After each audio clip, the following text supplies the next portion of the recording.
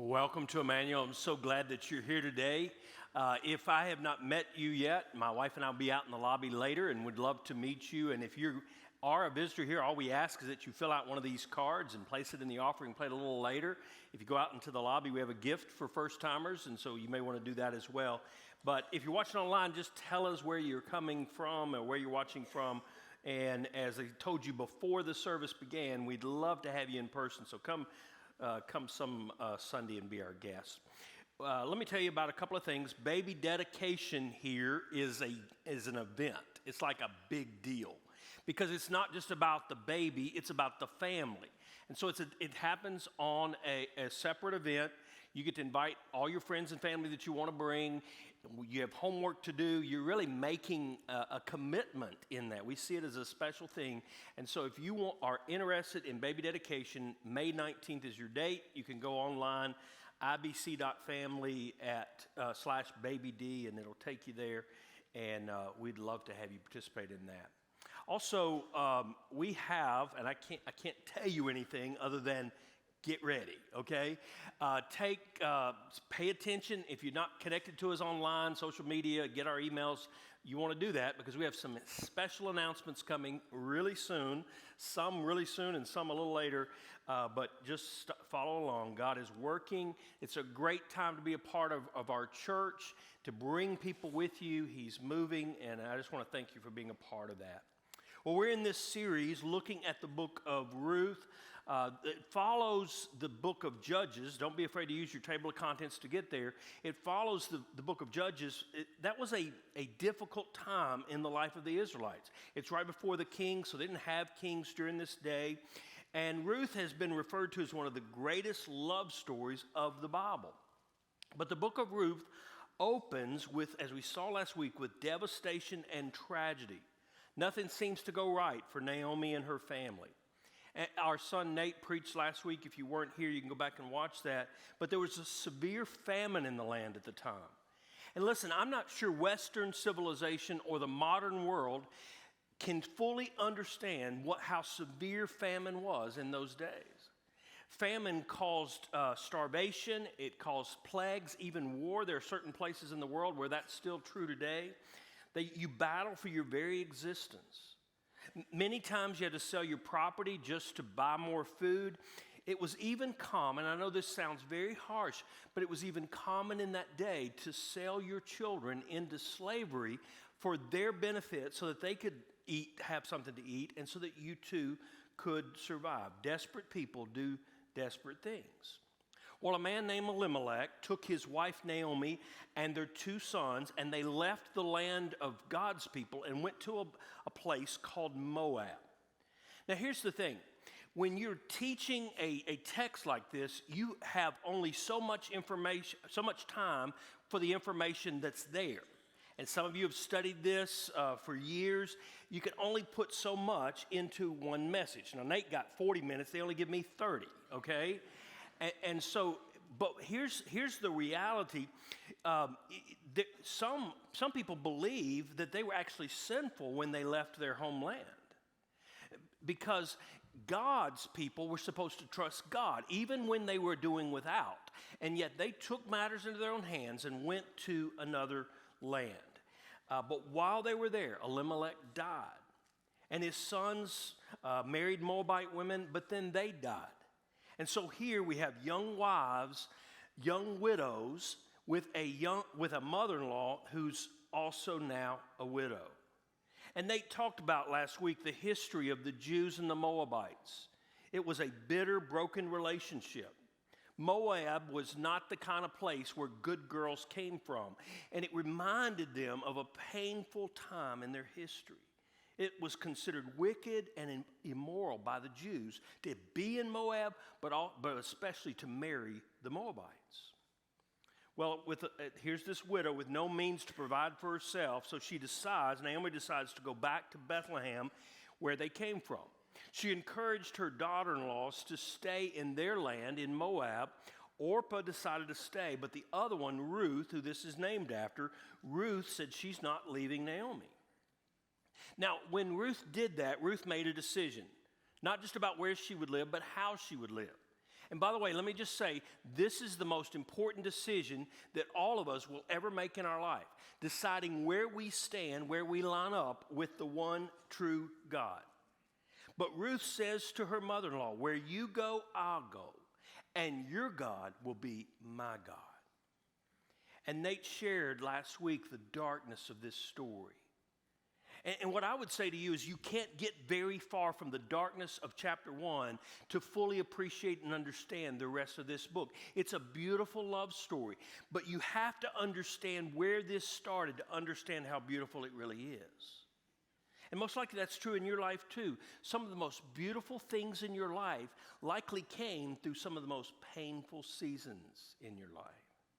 Well, chapter 1 ends with Naomi and Ruth entering Bethlehem just at the start of barley season. Before we look at it, would you pray with me? God, these are your people. This is your text. It's truth. And I pray that you would be the teacher even today. Help us to trust you more. In Jesus' name, amen. Ruth chapter 2, verse 1. Now Naomi had a relative on her husband's side. He was a prominent man of noble character from Elimelech's family. His name was Boaz. Now this book is called Ruth. As we saw last week, chapter 1 primarily focuses on Naomi. And we'll get to Ruth in just a moment. But here we're introduced to another central character in this story. Some would even say Boaz is the main character, and we'll see why in just a moment. But the word Boaz in Hebrew means strength. And Boaz lived up to his name in every single way. Boaz was strong in position and in influence. Some versions say he was powerful and wealthy. Some have actually said it could be translated a mighty man of wealth and war. As I said earlier, when in times of famine, there were lots of wars. You went warring so that you could gain property, so that you could gain food. And some believe Boaz may have been away when Naomi came back to the city.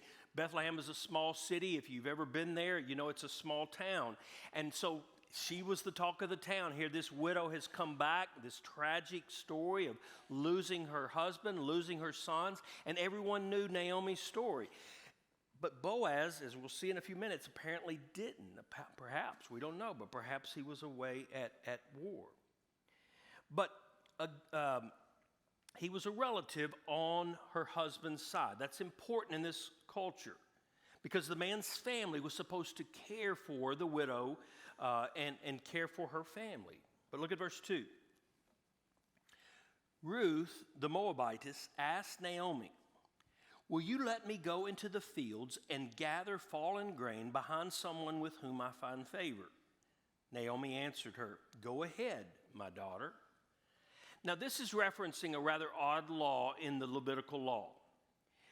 As a former business person, I'm looking at this saying this is something you'll never be able to do and stay in business today. But in this culture, it made sense to them. It's very common for the Jews. Leviticus 19 says, when you reap the harvest of your land, do not reap to the very edges of your field or gather the gleanings of your harvest. Leave them for the poor and the foreigner. Gleaning, as it was called, gathering the leftovers, was a practical way that God provided for the poor. It was God using his people to express some form of kindness from God. And it wasn't just for the Jews. You didn't have to be a Jew. If you were poor, you could glean from this and get something to eat. And it's estimated that as much as 30% of the grain was left there to be gleaned. Plus, it was a way for the poor to provide for their own needs with dignity. They had to work for it. I love, though, that Ruth's respect and humility here. There was a law that allowed this, but she asked her mother-in-law, could she go do it? But again, don't get very far from chapter 1, from the darkness of chapter 1 as you look at this story unfold. The fact that Ruth is having to glean for food is an indication of how far they've fallen and how poor this couple was. The tragedy that happened in Moab had followed them to Bethlehem, and they were still very poor. If it weren't for their losses of their husbands, they would be dining at home from the fat of the land. Nate asked last week, how do you follow God when you don't know what he's doing? And he shared 3 things. I thought they were great. Admit what you're feeling. You don't have to pretend. Allow other people in. And approach God over and over again. Well, I've walked a little further in life than Nate has, so I'm going to share 3 more, all right? No, I think I would add to his list 3 more things when you're trying to follow a silent God. First, do what you know to do. Just do what you know to do. I take the several news sources, and one of them is the New York Times, and I saw an article this week. Did you know Clorox has a new toilet cleaner that leaves a pleasant scent? Did you know that? A spokesman for Clorox said, we all know the world can get messy, but we understand the link between a clean environment and one's physical and emotional well-being. And I don't know, that was funny to me, but it reminds me, when you don't know what to do, just do the best you know how. I mean, like, bomb your toilet, I guess, it'd make you feel better, right? One of the best things Ruth did is she got to work. Ruth doesn't throw a pity party. She looks for something to do. One of the worst things you can do when you're going through a serious time of grief or distress, one of the worst things you can do is lay around and mope and complain. As Nate said last week, just because life isn't working as you hoped is not a sign you're doing something wrong. Just do the best you know how to do today. The second thing I would say to you is celebrate what you have. Celebrate what you have. Often when we're going through a difficult time, we only focus on our losses. Remember, Naomi returned to Bethlehem a bitter woman, and as far as we know, Ruth was right there with her and bitter too. We don't know. Discouragement loves to tell us that the best days are behind us and they're never going to happen again. We talked about in our home group this week this passage and the things that we don't know about this story. Perhaps Ruth was willing to go with Naomi because she had seen something in the Israelite family that she never could find in Moab. Part of the Israelite culture, as we saw in the last series, Meals with Jesus, is family and community. The good thing that Ruth and Naomi had is that they weren't alone. They were in this together. They had each other, and they had the community of Bethlehem. And then the third thing I would say is to watch for the activity of God and wait for only what only he can do. Years ago when I was a runner, I got some advice from somebody more seasoned in running, and they said when you approach a hill, don't look at the hill at the top and as a challenge because you'll get defeated. Instead, look at the ground as you're running up because it looks level that way. And it actually works. It has some benefit to it. And there's some spiritual application to that too. See, Jesus said not to worry about tomorrow. He said each day has trouble of its own. You can trust him today, and tomorrow you'll have to do the same thing over again. Amen. Ask yourself, what can you control and what can you not control? And are you spending more time worrying about things that are completely out of your control? Naomi and Ruth were certainly in a time of desperation. They had left all their possessions and gone in search of food during a famine. Their husbands had died, and now they were left to fend for themselves. But as Ruth stepped into that field to glean just enough barley for another meal, neither Naomi or Ruth could imagine what God would do. The way this story reads, Ruth just kind of headed out to glean. She acted upon this obscure law, but God was guiding her every step. Amen. That leads to verse 3. So Ruth left and entered the field to gather grain behind the harvesters. She happened to be in the portion of the field belonging to Boaz, who was from Elimelech's family. I'm reading through, in my quiet time, the New English translation this year, and I loved this verse. It says, So Ruth went and gathered grain in the fields behind the harvesters. Now she just happened to end up in the portion of the field belonging to Boaz. And I love that additional word, just. She just happened to end up in the field belonging to Boaz. It was an accident. It was a huge coincidence, totally random and unexpected. Consider your life for just a moment. Some of you that are older than 18, you've lived a few years past that. Could you have imagined when you graduated from high school what your life would look like today? The people that would be in your life, the things that would have happened to you. Could you have even imagined what your life would be like today? And most likely the route that got you where you are today was totally unpredictable. Ruth had said yes to following the God of Naomi. She had no idea when she went to work that day how her life would change. Ruth didn't just happen to find the field. God had a field find her. Amen. Listen, the sooner you and I recognize the sovereignty of God, the sooner you and I will be able to sleep in peace at night, regardless of the news of the day. God is in control. Amen. But God knew He had a plan for Ruth she couldn't even imagine. One that would not be fully realized until the birth of His own son Jesus in the same city, Bethlehem. And so God Himself helps Ruth find her field of hope. When you're going through a difficult circumstance, keep in mind God is working. He's doing things you can't even imagine. He's at work even when it seems like He's silent. The silence of God never indicates a lack of God doing something. But here's something else I've learned, and this has taken me a long time. It's a huge principle of following God. Sometimes God will not confirm His will until you start to obey. Amen. Doing what you know to do. In Genesis 12, Abraham was told to go, but he wasn't shown where he was going until he took that first step. Ruth would never experience the providence of God had she not stepped into that field that day. Again, doing the best she knew how, obeying some obscure Levitical law, she simply set out to glean the field. Verse 4. Later, when Boaz arrived from Bethlehem, he said to the harvesters, "The Lord be with you.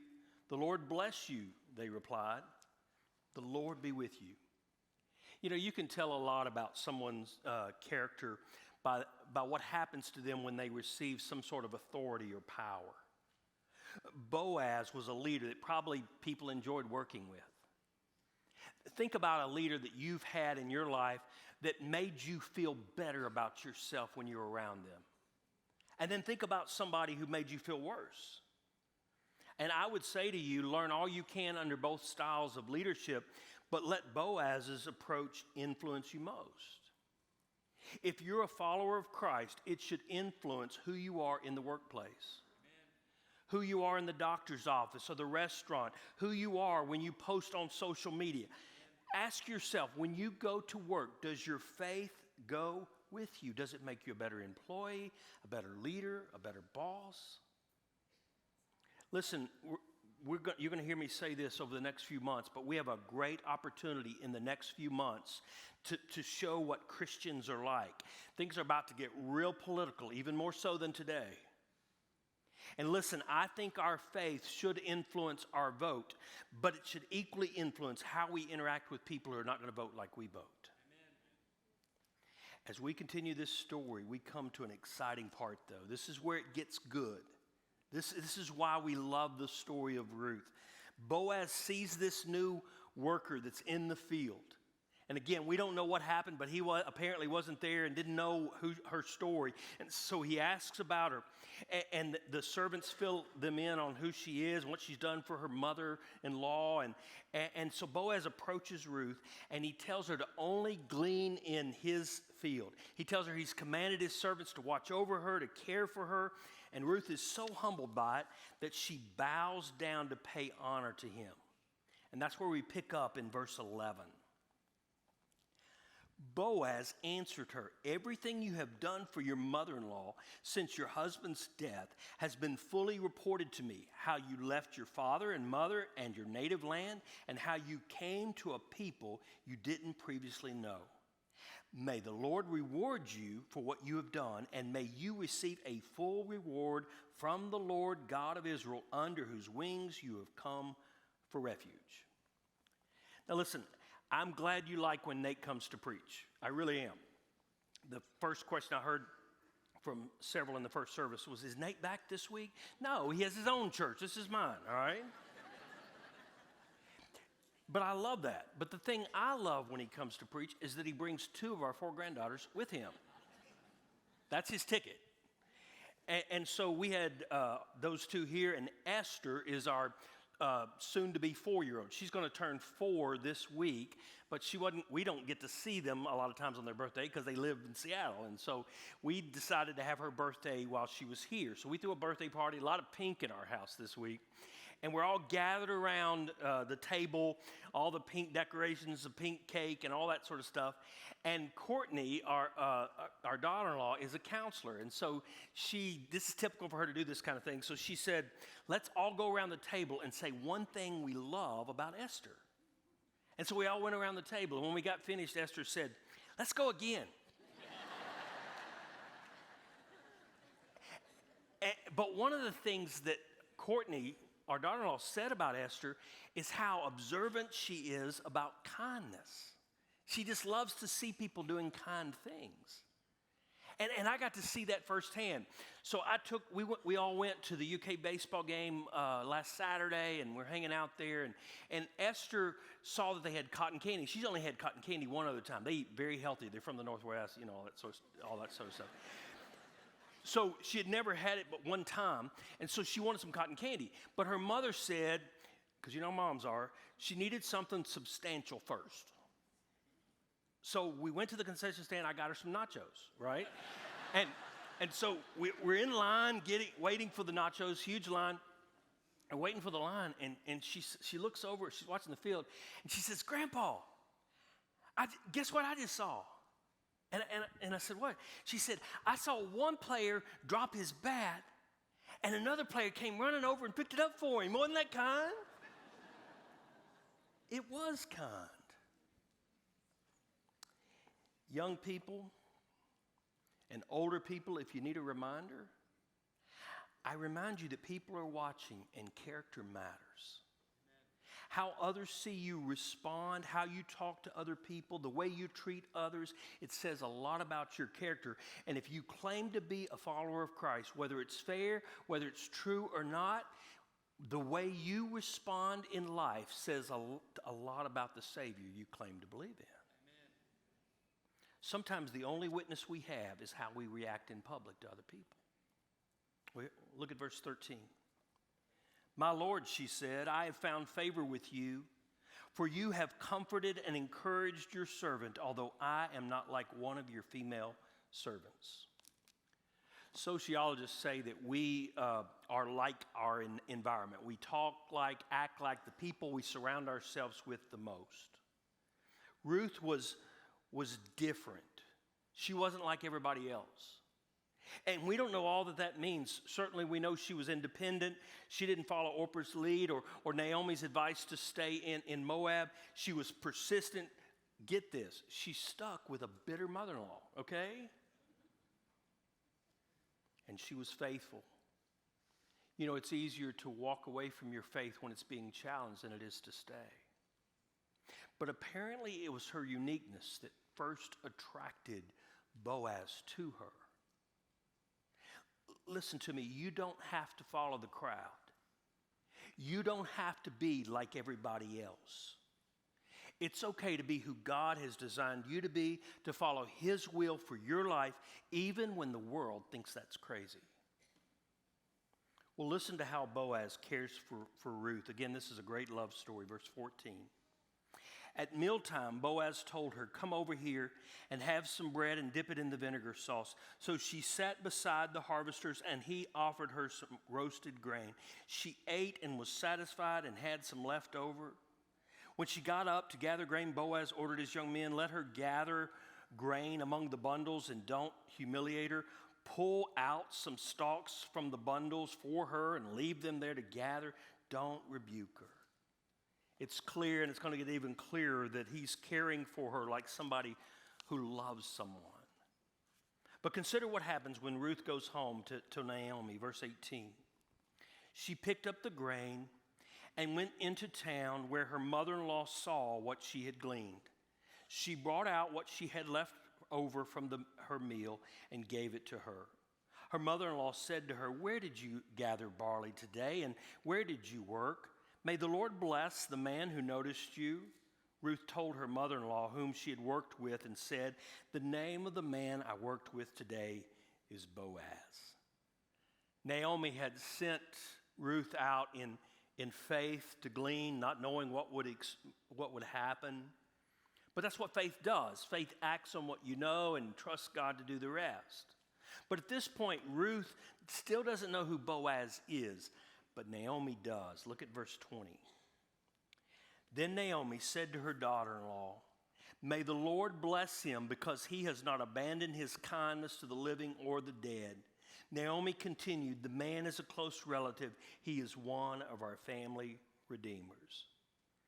I'm not sure in chapter 1 why Naomi had told Ruth that there was no one for her and she should stay in Moab.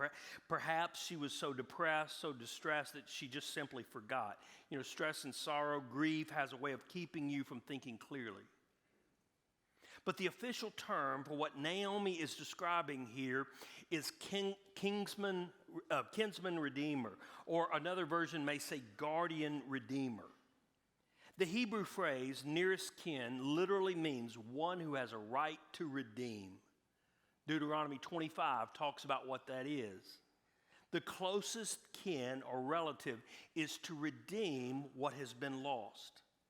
And according to the law, the kinsman redeemer had two roles.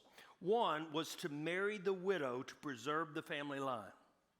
And two, if needed, was to purchase the land that belonged to the family, since the woman had lost her rights to it. Now, this book doesn't specifically mention God or even Jesus. Yet it does something that makes scholars believe this book is so incredibly important.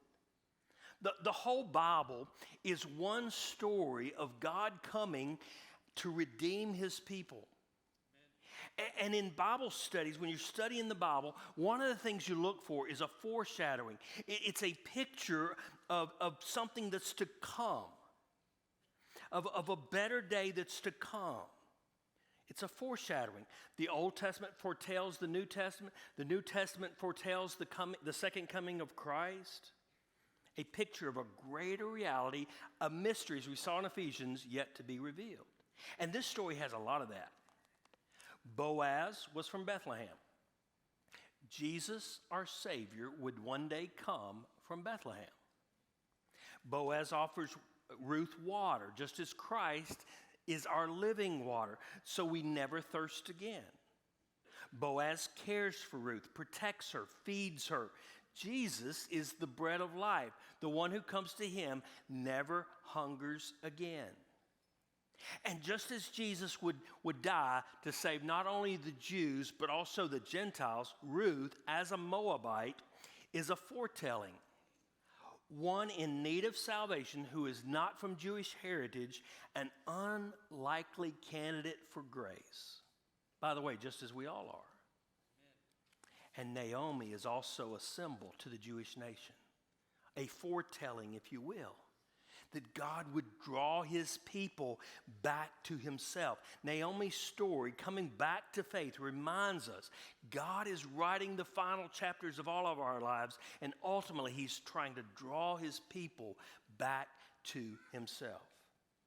But the reason some believe that Boaz is the central character of this story, the reason he's so important, is that as kinsman redeemer, Boaz is a foreshadowing of something greater yet to come, of someone greater yet to come. In fact, scholars see Boaz as a type of Christ.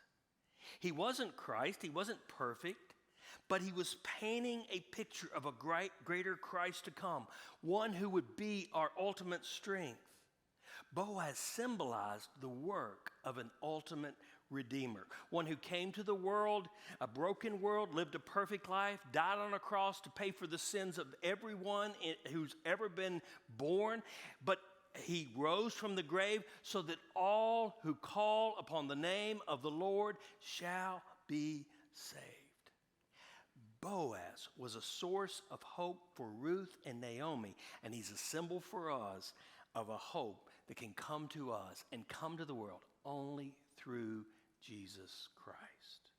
So I need to ask you all of that to ask this important question. Has there ever been a time when you placed your faith in the kinsman redeemer, Jesus Christ? And if you had, are you trusting him today?